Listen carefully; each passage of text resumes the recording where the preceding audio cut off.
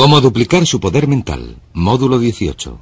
Albert Einstein dijo en una ocasión que todos los niños son genios al nacer, y las recientes investigaciones parecen indicar que todo el mundo conserva la capacidad de funcionar como un genio, siempre que haya en el campo adecuado. Lo que deseamos decirles en esta sesión es que ustedes son genios. Ustedes tienen la capacidad de funcionar a niveles excepcionales en al menos un campo de su vida, si es que pueden localizarlo. El doctor Howard Gardner, de la Universidad de Harvard, ha escrito un libro llamado Frames of the Mind, Estructuras del Cerebro, en el que estudia el hecho de que en la vida escolar solo se miden dos tipos de inteligencia, la inteligencia matemática y la verbal, y que se considera que uno es inteligente en la medida en que disponga de capacidades matemáticas o verbales. Las pruebas estadounidenses de rendimiento académico, todas las pruebas de ingreso y de selectividad universitarias, se basan en las capacidades verbales y matemática. Pero Gardner ha averiguado que también se puede tener inteligencia artística, inteligencia mecánica, intuitiva, musical, y la más importante de todas para lograr el éxito en la vida, de hecho, una de las bases de este curso es la inteligencia social, la capacidad de llevarse bien con los otros. Mi hijita Cristina tiene 7 años. Puede que Cristina no saque unas notas extraordinarias en matemáticas o en lectura, pero les diré una cosa. Cuando se trata de llevarse bien con la gente, Cristina es dinamita pura. Y, al ser así, sabemos que siempre que la animen y le den apoyo, nunca tendrá problemas en la vida. Volvamos al punto principal. Usted es un genio. Ese genio, esa inteligencia, esa capacidad creadora, es algo que es suyo por derecho. La creatividad es tan natural para usted como lo es respirar. Y puesto que decimos que todos los niños son genios al nacer, vamos a examinar un par de hechos interesantes. En unos estudios recientes se analizaron los resultados obtenidos en unas pruebas de inteligencia por niños entre 2 y 4 años. Entre los 2 y los 4 años es cuando por primera vez se pueden realizar pruebas de inteligencia, y se pudo ver que, en el 94% de los casos, los resultados indicaban una elevada inteligencia y una elevada creatividad. A continuación se repitieron las pruebas con estos mismos niños a los 7 años, y se vio que solamente en el 4% de los casos los resultados indicaban una elevada inteligencia y una elevada creatividad. ¿Cómo sucedió esto? ¿Por qué este espectacular descenso en la creatividad? Muy sencillo. Entre los 2 y los 4 años y a la edad de 7 años, estos niños hacían cosas, tocaban cosas, las probaban, las olían, se metían en todas partes. A los 2 y 3 años son terribles, a los 4 son fantásticos, etc. Lo que pasó es que averiguaron que cuando hacían estas cosas sus padres se enfadaban, sus profesores se enfadaban, sus hermanos se enfadaban, les gritaban, les daban azotes y les desanimaban a la hora de hacer cosas nuevas, de explorar el mundo con el tipo de entusiasmo que los niños ponen en estas cosas. Averiguaron que si uno quiere salir adelante tiene que hacer lo que se espera de uno, así que con el tiempo se volvieron pasivos. Empezaron a ir al colegio y les sentaron en filas ordenadas. Hablaban cuando levantaban la mano, les decían cuándo podían ir al baño, etc.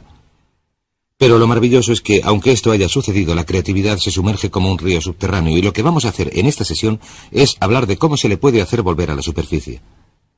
Por cierto, en la Universidad de Minnesota se realizó un interesante estudio hace algunos años. Este estudio se basaba en una prueba psicológica realizada en la universidad para verificar qué factores llevaban a la creatividad en los niños, y lo que se hizo fue seleccionar a varias madres de la zona urbana de Minneapolis que padecían retraso mental, esto es, sus coeficientes de inteligencia representaban un máximo de 80.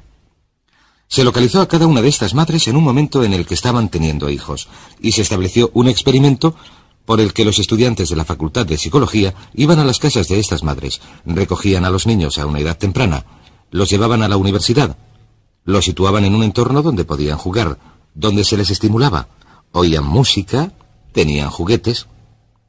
Los estudiantes experimentaban con ellos y les mantenían ocupados, los cogían en brazos y jugaban con ellos, etc. Al final de este experimento, y según iba progresando, cuando llegaron a una edad en la que se les pudo hacer una prueba de coeficiente de inteligencia sobre los 5 o 6 años, se averiguó que los resultados de estos niños rondaban los 130 puntos, que, como saben, se aproxima a lo excepcional. Se considera que una persona con un coeficiente de inteligencia de 140 es un genio. Un coeficiente de inteligencia de 130 está algunos puntos por debajo de lo que se necesita para ser clasificado en el nivel superior. Cuando se les repitieron las pruebas, un par de años después, el resultado medio fue un coeficiente de inteligencia de 132 puntos. ¿Cuál era la clave? ¿Cuál era la clave para este increíble desarrollo de la mentalidad? Averiguaron que la clave era la estimulación. La clave era la estimulación. Averiguaron que durante los años iniciales de formación de un niño, el nivel de inteligencia y creatividad que se desarrolla está en proporción directa con la calidad y la cantidad de estimulación que un niño recibe. ¿Qué significa esto para ustedes y para mí? Pues significa que si tienen niños, lo mejor que pueden hacer es suministrarles un entorno que los estimule. Significa que si desean ser una persona muy creadora, lo mejor que pueden hacer para ustedes mismos es suministrarse una dieta que les estimule. Distintos libros, cintas, ideas, personas, situaciones, entornos. Incluso el hecho de utilizar rutas distintas para ir al trabajo tiende a ayudarnos a romper con nuestra rutina y con nuestra zona cómoda y a hacernos pensar de manera diferente. Hay algo conocido como la ley del uso, o un principio denominado la ley del uso.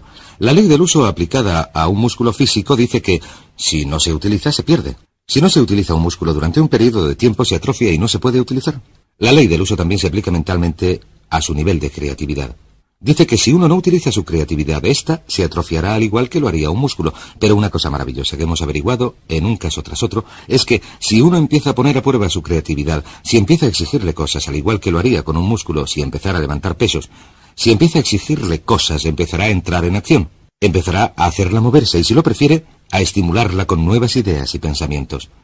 Así que la clave consiste en empezar a estimular su mente alimentándola con todo tipo de cosas que hagan que rompa con la rutina habitual. Hay otro aspecto interesante de la creatividad que resulta importante: el lenguaje. Una de nuestras averiguaciones consiste en que una de las correlaciones más estrechas en nuestra sociedad, la correlación directa con el éxito en cualquier campo, es la que existe entre el éxito y el conocimiento verbal. La persona media de habla inglesa utiliza menos de 1.200 palabras en su vocabulario diario, de un total de unas 500.000 palabras posibles. Hemos averiguado que el nivel de creatividad y de inteligencia del individuo están en proporción directa con el número de palabras cuyo significado conoce y que puede utilizar en una conversación. Por cierto, existen dos tipos de palabras: las que nunca se utilizan en la conversación, las que solamente se leen, pero también existen las que utilizamos continuamente en la conversación. La persona media solamente emplea 1.200. El niño medio, hasta los 5 años de edad, aprende a identificar y conocer el significado de unas 5.000 palabras. El adulto medio aprende 5.000 palabras al año, de modo que, cuantas más palabras se aprendan, más creador se hace el individuo. Lo que nos lleva a otra ley, denominada la ley de la creatividad. La ley de la creatividad dice que en la vida actual todo se inicia con las ideas, El éxito, el progreso, la felicidad, la prosperidad, el desarrollo de la vida de uno, dependen directamente de la calidad y cantidad de ideas que se desarrollen. Y lo que es sorprendente, si uno se centra en la cantidad de ideas, y yo he dedicado una enorme cantidad de trabajo al pensamiento creador, si uno se centra en la cantidad de ideas, se dará cuenta de que la calidad de las ideas es función de su cantidad. Hay quienes dicen que solamente van a desarrollar unas cuantas ideas. Esta es la gente con miedo al fracaso, con miedo al rechazo. Si uno se centra en generar una elevada cantidad de ideas nuevas que de algún modo mejorarán las cosas, ¿qué es la creatividad? La creatividad es la capacidad de producir mejoras. La creatividad sencillamente consiste en la capacidad de generar mejoras. Cualquiera que sea capaz de producir mejoras es una persona creadora. Si se puede mejorar el modo de controlar al niño, si se puede mejorar el modo de resolver una situación social, si se puede mejorar el modo en que se cocina un plato, se arregla el coche, se trabaja en el jardín, se elabora un plan de marketing, se hace un anuncio, cualquier cosa que haga que algo mejore es un acto creador. No es necesario componer sinfonías o escribir novelas o pintar cuadros. Lo único que hay que hacer es mejorar las cosas. Una serie de pequeñas mejoras puede producir unas diferencias extraordinarias en el rendimiento. De modo que la ley de la creatividad dice que el futuro, el éxito, la felicidad, en muchos casos la longevidad, estarán determinados por la calidad y cantidad de las ideas que uno produce. Pero, ¿qué es lo que controla la creatividad? En mi opinión, 3 cosas. La primera, las experiencias del pasado. Si uno se ha educado en un entorno, especialmente durante la infancia, en el que se le ha animado a pensar con creatividad, entonces será una persona creadora. A nuestros hijos, desde luego, hagan lo que hagan, siempre les decimos lo inteligentes que son, lo creadores que son, lo interesantes que son, lo divertidos que son. Y cuando están cerca de nosotros siempre hablamos delante de ellos de lo creadores y listos que son nuestros hijos. Así que nuestros niños creen que son pequeños genios. Y probablemente, puesto que son nuestros hijos, no andan muy equivocados. En segundo lugar está el hecho de que el autoconcepto de un adulto con respecto a la creatividad es muy importante. ¿Se considera usted una persona creadora? Pues bien, como dijo Henry Ford, y ya lo hemos comentado antes, tanto si cree que lo es, parafraseando sus palabras, como si cree que no lo es, tendrá razón. Si su autoconcepto consiste en que se dice, creo que soy una persona creadora, esto es lo que se convertirá en su realidad. La mayoría de la gente cree que no son especialmente creadores sencillamente porque no han puesto a prueba sus capacidades creadoras desde hace tiempo. El tercer campo que determina su creatividad es su entorno actual. Si usted está en un entorno que fomenta la creatividad, que fomenta las ideas nuevas, verá que se le ocurren ideas. Tom Peters, en su libro In Search of Excellence, Buscando la Excelencia, dice algo estupendo. Dice que si les dejáramos, la gente nos ahogaría en ideas. Dice que las empresas más prósperas son aquellas donde continuamente se genera una enorme calidad y cantidad de buenas ideas. Dice que el éxito comercial está en proporción directa con la cantidad de ideas buenas o nuevas, o de ideas nuevas para producir mejoras. Así que examinen esos 3 puntos, estudien cuál fue su experiencia pasada con sus padres. En mi caso, mis padres Me desanimaron de cualquier idea que pude tener en cuanto a hacer algo que no fuera exactamente lo esperado, porque mis padres eran una gente con muchos temores. Vivieron la depresión y la Segunda Guerra Mundial, etc. Mi autoconcepto me decía que no tenía ninguna creatividad, y mi entorno en muchas situaciones era del tipo en el que había que hacer lo que se esperaba de uno para salir adelante. Pero si empezamos a desprendernos de estas cosas, si empezamos a darnos cuenta de que somos creadores, entonces empezamos a hacer que esto se convierta en nuestra realidad. Ahora bien, existen dos tipos de personalidades, lo que llamamos la personalidad mecánica y lo que llamamos la personalidad adaptable. La principal diferencia entre estos dos tipos consiste en que la personalidad mecánica es rígida y la personalidad adaptable es flexible. La personalidad mecánica tiende a ser dogmática. En otras palabras, quienes la tienen dicen tajantemente que las cosas son de una manera, hacen declaraciones que podríamos definir como en blanco y negro. Todo es sí, no, arriba, abajo, blanco, negro. Son casi absolutistas. La declaración de un absolutista es esto es así absolutamente. La persona adaptable tiene una mentalidad abierta. Siempre está dispuesta a considerar distintos enfoques. Se dan cuenta de que una pregunta nunca queda contestada, así que siempre están preguntando. Siempre están haciendo más preguntas. Dicen cosas como ¿qué os parece esto? ¿Qué os parece si hacemos aquello? ¿O por qué no probamos esto? O esa podría ser otra idea. Y tienden, si lo prefieren, a ser fluidos. Si se plantea una idea nueva, si acaban de tomar una decisión y se plantea una idea nueva, dejan la primera y adoptan la segunda. Son muy flexibles. Y verán que las personalidades adaptables son las personalidades con más éxito, las más felices. De hecho, existe una relación directa entre un amor propio reducido y la falta de seguridad. Falta de seguridad. La gente recurre a su inseguridad. Y la gente con un elevado amor propio con seguridad, los que están satisfechos consigo mismos, están dispuestos a cuestionar las ideas. De modo que pregúntense en qué lugar del gráfico se sitúan ustedes en cuanto a tener una personalidad mecánica o adaptable. Y he aquí 4 preguntas fáciles que se pueden hacer, 4 maneras fáciles de analizarse. Pregúntense lo siguiente: ¿con qué facilidad en una escala de 1 a 10 pueden hacer una de estas manifestaciones? Número 1. ¿Con qué facilidad pueden decir me he equivocado, no tenía razón? Me he equivocado, no tenía razón. Verán, las personas adaptables, las personas flexibles y fluidas están dispuestas a reconocer que se han equivocado, y las personas mecánicas, o si lo prefieren rígidas, son las que no pueden admitir que se han equivocado, de modo que lo que hacen es esforzarse por ocultar su error. Trabajan mucho para defenderse y proteger sus errores en lugar de decir me he equivocado.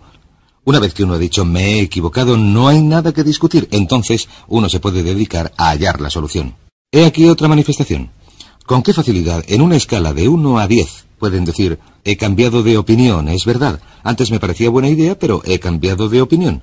La capacidad de cambiar de opinión es el distintivo de una persona flexible. ¿Con qué facilidad pueden decir, no lo sé, en una escala de 1 a 10? Si alguien, un hijo, un padre, un jefe, les hace una pregunta, ¿con qué facilidad pueden decir, no lo sé? O manifestación final, ¿con qué facilidad pueden decir, necesito ayuda, no lo puedo hacer yo solo, no tengo la capacidad suficiente, necesito que alguien me ayude, necesito ayuda, he cambiado de opinión, no lo sé? Estas son las manifestaciones que hace una persona flexible. Muy bien, estudiemos otro par de aspectos de la creatividad. Tenemos la ley del uso, tenemos la ley de la creatividad. Sabemos que el lenguaje y el vocabulario están directamente relacionados con esta. Sabemos que el autoconcepto es parte esencial de la creatividad, que cuanto más se gusta uno a sí mismo, cuanto más cree uno en sí mismo, más probabilidades tiene de ser creador. Así que el siguiente punto es preguntar. Sencillamente, la capacidad de hacer preguntas. Cuanto más dispuesto esté uno a hacer preguntas una y otra vez, cuanto más dispuesto esté uno a decir qué pasaría si lo hiciéramos de otro modo, qué pasaría si cambiáramos, qué pasaría si hiciéramos lo contrario de lo que estamos haciendo, qué pasaría si hiciéramos más, si hiciéramos menos, si dejáramos de hacerlo por completo, estas son las preguntas de una persona creadora. Ahora bien, como ya he dicho, usted es un genio. Sin embargo, ¿va usted a desarrollar su genio plenamente? El único modo de que pueda desarrollar su genio plenamente es empezando a utilizar algunas de las técnicas que hemos comentado en este seminario. Una de ellas es tener unas metas muy claras. Si usted tiene unas metas claras que desea lograr, estas estimularán su creatividad, como comentaremos en el próximo módulo. La segunda parte es empezar a utilizar afirmaciones, y la mejor afirmación es soy un genio, soy un genio, soy un genio, y repetirlo una y otra vez. Sucederá algo sorprendente si repiten estas palabras. En su mente consciente y subconsciente, cuando empieza a decir una y otra vez en su mente consciente, soy un genio, soy un genio, soy un genio, usted impulsa el mensaje al subconsciente. ¿Sabe lo que hace el subconsciente? El subconsciente dice, de eso nada, ganso, no se te ha ocurrido una idea decente los últimos 10 años. Pero usted dice, soy un genio, soy un genio. Usted hace que penetre el mensaje, imprime el mensaje en su subconsciente. El subconsciente le conoce, lleva mucho tiempo con usted, sabe que nunca se le ocurre nada que valga la pena, pero usted insiste. Soy un genio, soy un genio, soy un genio. Continúa haciendo que penetre el mensaje. Finalmente el subconsciente dice, Muy bien, si esta es la nueva orden, si es esto lo que quieres, allá va. He aquí una idea. Haz algo con ella. Y en medio de una conversación, cuando uno está hablando de un problema, de repente se le ocurre una idea y alguien dice, caray, qué buena idea. Y usted contesta, claro, ya sabes, soy un genio. Y le repiten, sí, es una idea bastante buena. Y verá que se convertirá en un genio en la medida en que acepte la creatividad innata. Es como si viviera en un terreno y debajo de ese terreno hubiera un enorme depósito de genio, y cuando afirme algo una y otra vez irá perforando más y más hasta llegar a un punto, al afirmar y visualizar, a un punto en que alcance este depósito de genio y el genio empiece a manar como si fuera un pozo de petróleo. Y cuando empiece a fluir, les diré lo más sorprendente, cuando empiece a fluir, diremos por qué funciona esto en un momento, cuando empiece a fluir, se le ocurrirá una idea tras otra. Pues bien, el punto más importante de todo este asunto consiste en entender lo siguiente, que no hay nada que no pueda lograr si explota este genio, que toda productividad y prosperidad se derivan de las ideas y que la fuente de las ideas es inagotable, lo que significa que su potencialidad es inagotable. Significa que no hay límites en cuanto a lo que puedan hacer, o tener, o ser, si desbloquean su creatividad innata, que si repiten una y otra vez, soy un genio, soy un genio, soy un genio, soy un genio, y a continuación esperan confiadamente. En el momento preciso en que la necesiten, se les presentará la respuesta precisa en la forma precisa que deseen. Y en el módulo siguiente les voy a decir cómo y por qué funciona esto.